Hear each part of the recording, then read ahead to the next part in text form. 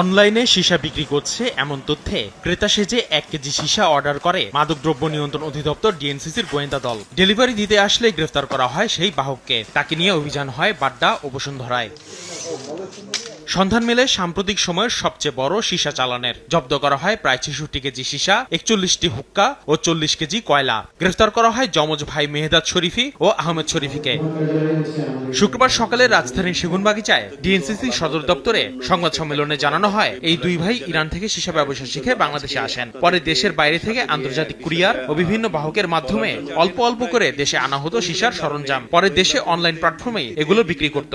শিখে তারা বাংলাদেশে এসে এই ব্যবসাটা চালাচ্ছিল। মানুষ আসা যাওয়া করে তার মাধ্যমে আনে, কিছু আনে কুরিয়ারের মাধ্যমে আনে, কিছু করে সেন্ডার, অন্য কোনো সেন্ডার থার্ড পার্টির মাধ্যমে সেন্ডার যে ক্যারি করে সেও হয়তো বা জানে না। সীসার বারে অভিযানের কারণে অনলাইনে বিক্রি করছে চক্রটি। অনলাইনে এমন আর কোনো চক্র আছে কিনা তা খতিয়ে দেখা হচ্ছে। যারা তাদের থেকে কিনতো, ক্রয় করতো, তারা যারা বাইরে থেকে আনতো এবং বড় মাপের যারা বিক্রি করতো, যে অনলাইন পেমেন্ট যারা দিত, এমএফএস এর মাধ্যমে যে তারা ডিলিংস করতো, ব্যবসায়ী অবৈধ ব্যবসা চালাতো, সেই তথ্যগুলো আমাদের অনেকগুলো তথ্য আছে। সীসা সহ সব ধরনের মাদক ব্যবসায়ীর তালিকা ধরে অভিযান চলছে বলেও জানিয়েছে ডিএনসি। আমাদের এই কার্যক্রম ধারাবাহিকতা